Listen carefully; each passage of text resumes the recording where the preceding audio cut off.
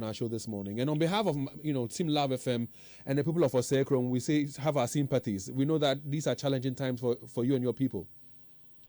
Thank you very, very much. We really appreciate your solidarity. We appreciate your empathy. I must emphasize that you in the media have been phenomenal. A lot of the people who have reached out to help us have always said that it's the media coverage that has helped to highlight our plight. As I speak to you, more than 12,000 of my people are displaced. They don't have homes anymore. They don't have livelihoods anymore. Their farms, their businesses, their shops, their fish ponds have all been destroyed. And if it hadn't been for you in the media, all of these predicaments would not have been brought to light for philanthropists, for corporate Ghana, for the churches, the Islamic organizations, and all of those who are reaching out to us. So we are very, very grateful to you and to all Ghanaians for the solidarity. But under the circumstance, what is happening? How are they coping? My brother, it's tough. I'm in my third term as a member of parliament. I've never gone through such a crisis. This is a disaster of a lifetime. Your call has been put on hold. Please wait. If you Your call has look at the history, the last time there was something like this was 60 years ago, when my forefathers and grandparents gave land out for the Akosombo and Pond dams to be constructed. During the construction, that's when we witnessed something on this scale, according to our elders. But even that, they say that it was nowhere near what is happening now. And this is a price that we are paying so all of us can have electricity, so that the entire nation can be lit, and we can industrialize, we can have jobs, and we can transform our society. It's become a very, very big price to pay, especially when there is clear culpability on the part.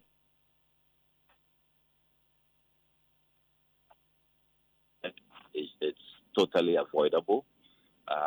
If you come to my constituency now, my brother, you see that virtually half of the constituency is submerged. The water levels have not receded. Places that we used to walk to, we used to drive to, now we have to use boats to get to those locations. So there are so many water crossing points, and these are artificial crossing points. We used to have the natural water crossing points because of the Volta River and then the construction of the lake. But now we have additional crossing points, which are floodwaters. And as I speak to you, education has been disrupted because we are using the schools for the camps. We started with 3 camps. We now have 21 camps because many more communities have been affected. So displaced people, according to NADMO, about 12,000 displaced people in North Tongu alone.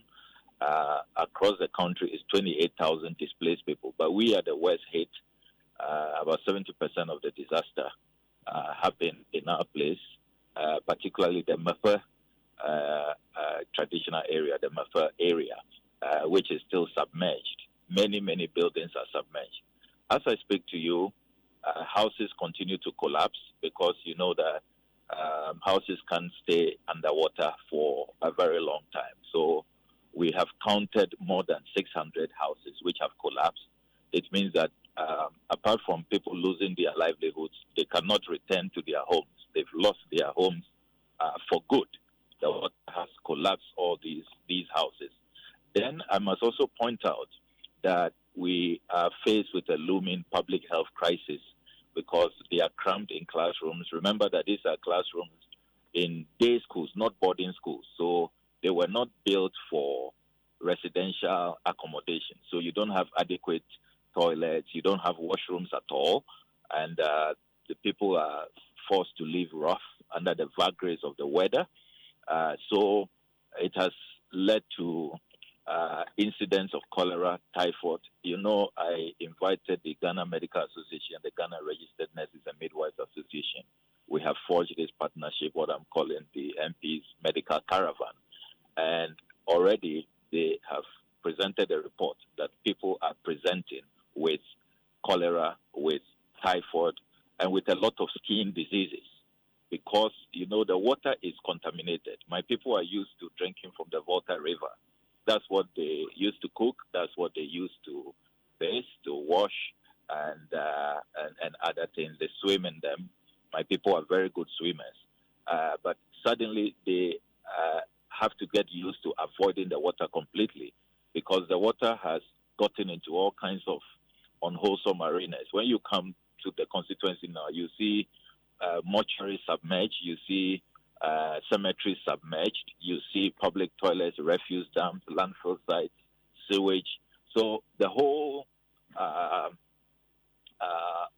place is really now a public health disaster as well. And the Ghana Health Service is warning that if urgent steps are not taken, we will have an epidemic on our hands. So it's a nightmare. It's a nightmare, my brother. Many people have not been able to retrieve valuables. The water has washed away so many valuables, people's certificates, people's money. You know, a lot of people in rural Ghana, as you know, like to keep their monies under their beds.